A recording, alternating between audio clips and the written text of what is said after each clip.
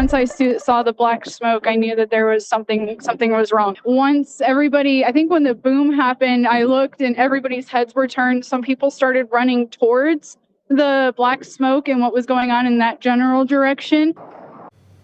As you heard, sort of a chaotic reaction to two Navy Growlers from Whidbey Island that crashed mid-air yesterday at an Idaho Air Show.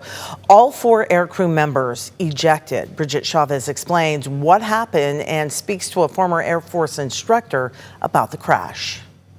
This video shows the moment 2 Navy aircraft crashed during an air show demonstration. The 2 EA-18G Growlers are intertwined. Then a flash, smoke and debris begin falling. Seconds later, 4 parachutes open.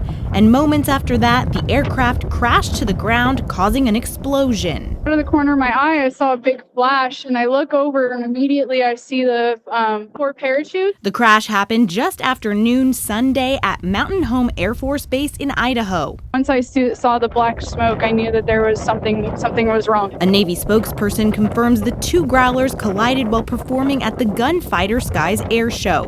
Both aircraft were assigned to Electronic Attack Squadron 129 from Whidbey Island.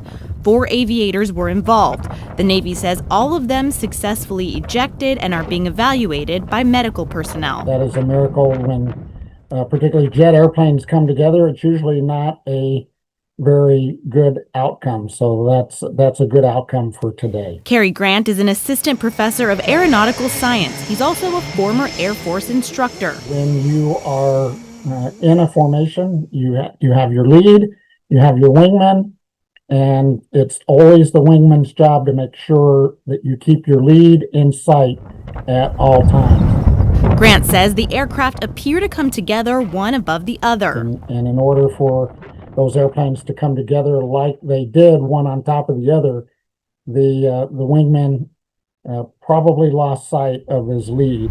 He says the investigation will look far beyond the video. When we start investigations, we find out that most accidents are not a single cause.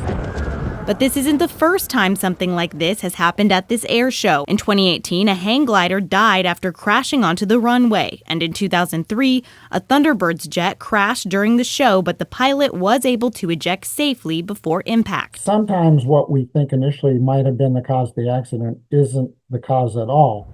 So I encourage people not to rush to judgment.